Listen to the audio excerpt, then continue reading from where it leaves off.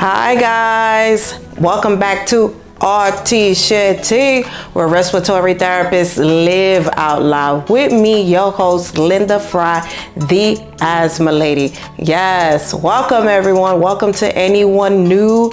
And we are continuing the theme of asthma and allergy awareness, because we are still in asthma and allergy awareness month. So keeping on that vibe. All right, guys. So last week we were talking about being a mom and navigating through asthma and allergies, navigating your family and keeping up with appointments, medication, expiration dates, and remediating, getting rid of asthma triggers in the home. So today's episode, we are going to talk about best practices for vacuuming for those with asthma. For those with asthma and allergies, having a healthy home environment is ideal.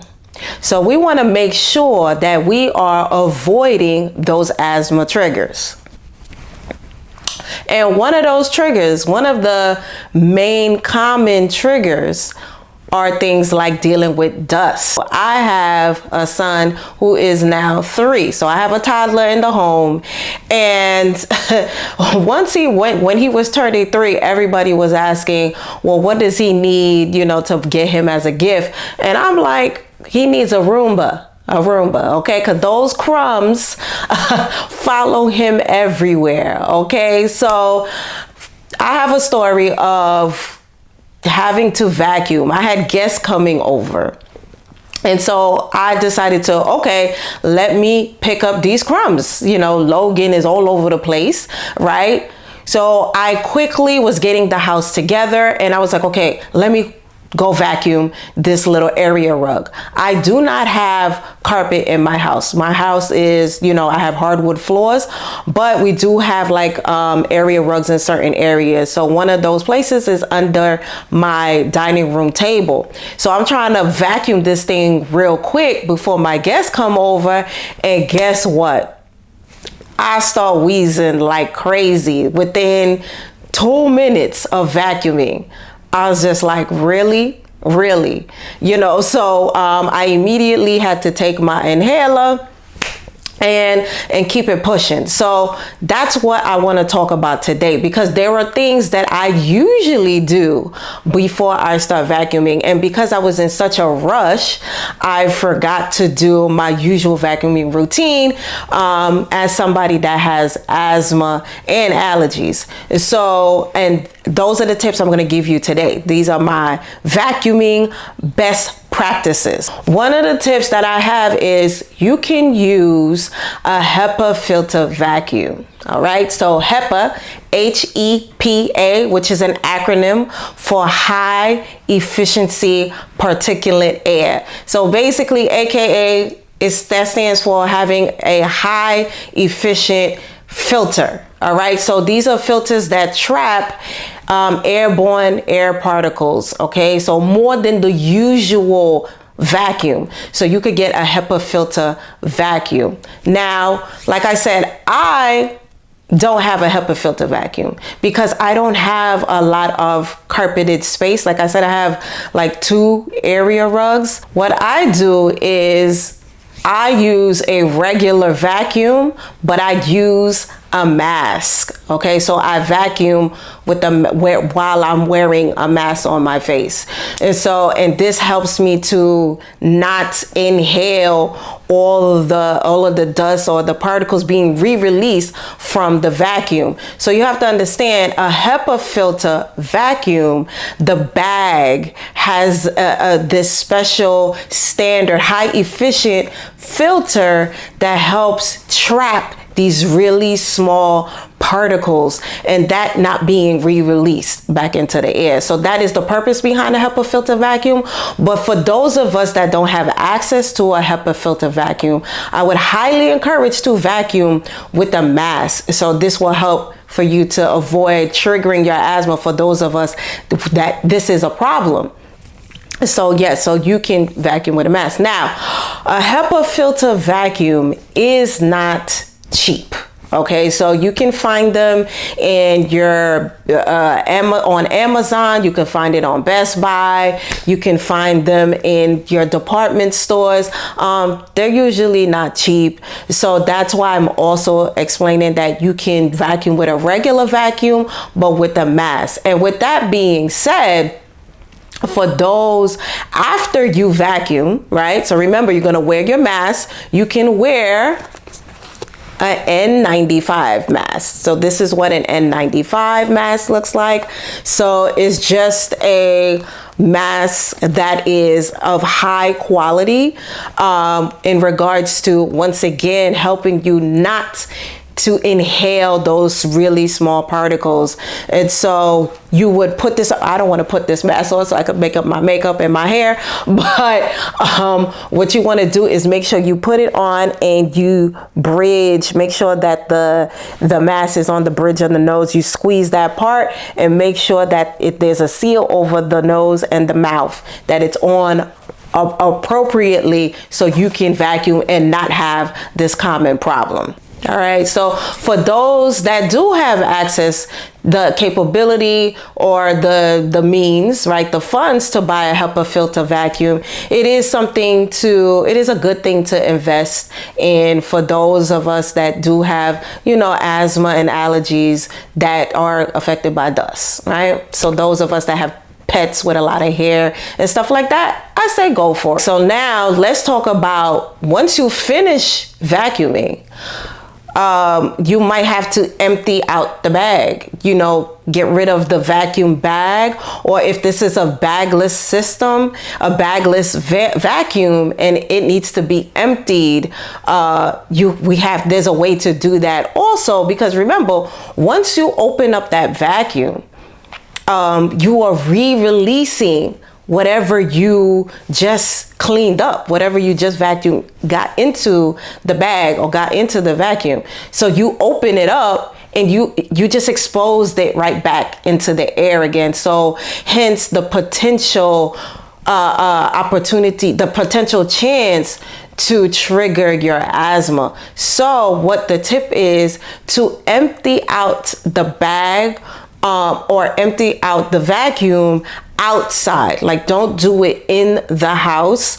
Do it outside or somewhere where it's very well ventilated. I have a screened in, I have like an indoor outdoor space. So I would do it out there if I can't go outside because it's raining, but just somewhere where you can just do it outside if possible. And once again, you're wearing that mask. You're still wearing the mask. If you can't go outside, then once again, keep the mask on and empty out the mask while empty out the bag while wearing the mask. So that's just another tip to not re-expose yourself to dust particles. And also, don't forget that you can just simply ask somebody else to do it that's in your home. If you are one of those blessed people that have family members or just close ones that live in the home that do not have asthma, if you can ask them to just help you out and they can get rid of the stuff that's in the vacuum bag, or the bagless system, they can do it, because ultimately anything that helps you to avoid these asthma triggers is a win. Okay, so just ask. And oftentimes what I like to do is use an air purifier immediately after vacuuming. So this does help too, because once again, you want to try to catch whatever is airborne, whatever particles went back in the air. So like I said, I am not using a HEPA filter vacuum. So whatever I did vacuum, some of that is being released back into the air. And so I would use an air purifier to catch that. So after I vacuum, or while I'm vacuuming, you could use the air purifier, and leave it on for several minutes, depending on your air purifier and how large the room is and how long you can keep that keep it on. So when in regards to air purifiers, once again, that's another thing that may not be accessible to everyone because of just it may not fitting into the budget, or it not fitting into the budget pretty much. So there are plenty of resources, videos out there that show how to make your own air purifier. So I will have some resources in regards to that in the description. So plenty of videos of how to make your own DIY budget-friendly air purifier. So once again, we just want to make sure that air is clean. Okay, guys, so this is about trapping those small particles in the air. And we also want to make sure that, you know, you're picking the right air purifier for the room. So that's just another tip that you, when in regards to looking for the right air purifier, you want to make sure that it's appropriate for your room or for whatever the cause, whether you're dealing with dust, pet hair, or if there's like a lot of smoke that's usually in your home. So those are the things you want to consider when you're thinking about investing in an air purifier. All right, guys, so that's pretty much all I have for today in regards to the best practices in regards to vacuuming. I'm gonna do that again. All right, guys, so yeah, so that is it. Those are my tips for best practices for vacuuming for those with asthma. All right, guys, so let me know in the comments if this is a common problem for you. Did I give you a few aha moments? Let me know, do you have your own tips and things that you do that helps you avoid asthma triggers?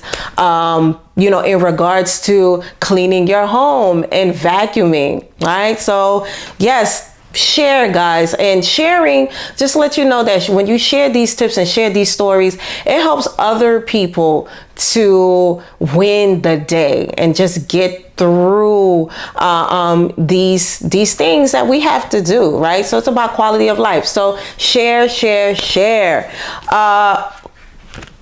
For those of you who really need help with this, I have a new book drop.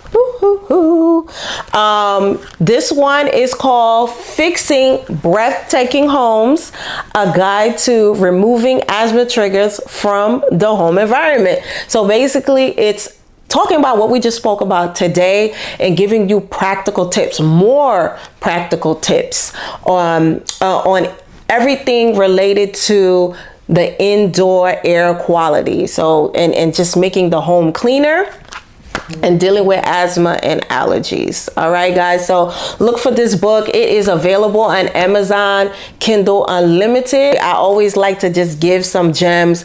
This book is still available. Okay, guys, so we are on most podcast platforms on Wednesdays, and we are on YouTube on Thursdays.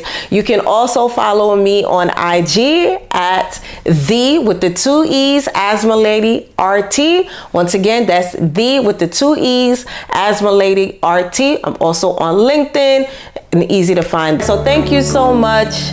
And remember, we are growing together. Yes.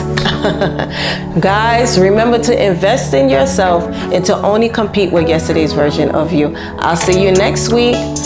Bye.